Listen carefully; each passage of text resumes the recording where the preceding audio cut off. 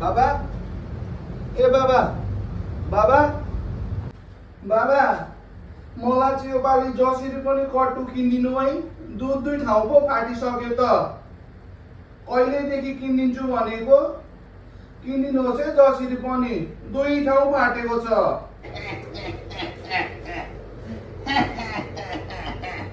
चिन्ता नगर छोरा, योपालि तँलाई सेलेरी थपेर किनिदिन्छु दामी ब्रान्डको कट्टु। दामी ब्रान्डको कट्टु किनिदिन्छु।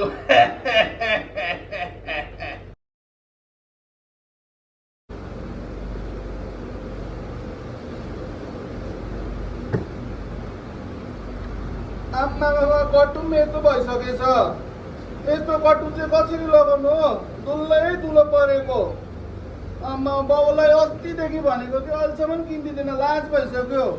एउटै भएको कट्टु पनि यस्तो छ, कसरी लगाएर हिँड्नु? आम्मा होस्, म त बाउलाई योपालि त जसरी पनि किनिदिनु भन्छु। घरमा आउँदा त जहिले पनि किनिदिनु भन्छु कि यताउति कुरो टार्छ कि। होस्, आज चाहिँ म काम गरेकै ठाउँमा यो कट्टु लगाएर देखाउँछु यस्तो चाहिँ कसरी लगाउनु भनेर। होस्, म त होस् बाउ अहिले नै जान्छु। होस्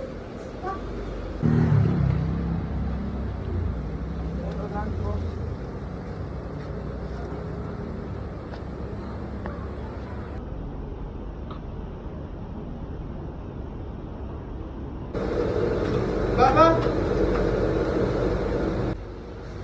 बाबा ए बाबा, म त जहिले पनि यस्तो खालको कट्टु लगाएर हिँड्नु। तपाईँले त जहिले पनि ढाँट्छ। अस्ति पनि घरमा ढाँटेको गर्छ। मैले त्यही भएर तपाईँ भएको लिएर आएको।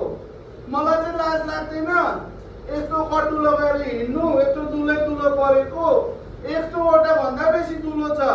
होस्, मलाई त जसरी पनि किनिदिनु है योपालि। जसरी पनि किनिदिनुहोस्। तपाईँले खालि ढाँट्छ। हेर्नु त, टक्कै 100वटा भन्दा बेसी दुलो छ। जसरी पनि किनिदिनुहोस् है मलाई।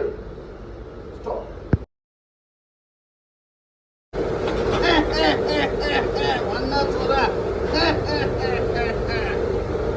तँ त भाग्यमानी रहेछस्। तेरो कट्टुमा त 1-1.5वटा मात्रै दुलो रहेछ। तेरो बाउको अवस्था हेर्छस्?